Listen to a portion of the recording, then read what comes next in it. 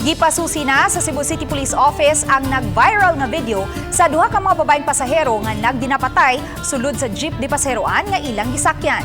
Ani ang report.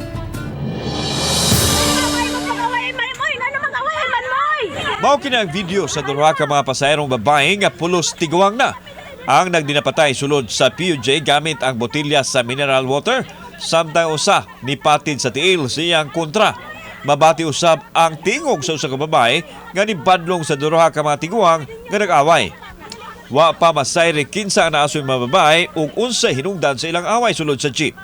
Nakaabot na sa atensyon sa Cebu City Police Office ang insidente. Busa ni mando si Police Colonel Ireneo Dalugdog sa iyang mga sakop nga susihon kini. Dito sa atin, alam naman natin dito sa Cebu City na lahat ng mga nagkakaroon dito, nagkakaroon ng rumble or nagkakaroon ng gulo.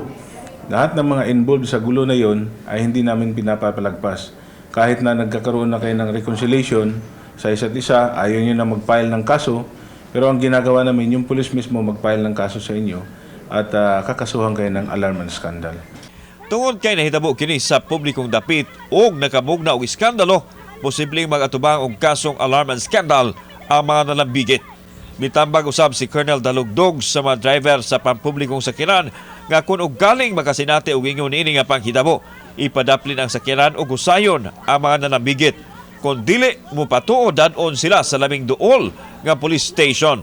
Samtang sa mga pasahero, kini ang tambag sa Pangulo sa CCPO.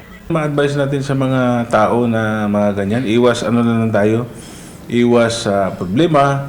Kung siguro mayroong isang tao na nagsasalita na hindi naman maganda pakinggan, ang gagawin na lang natin is hindi na lang natin papatulan para hindi na magkakagulo. Kauban si Edward Tubilan o Rod Prado. Ako si Alan Domingo.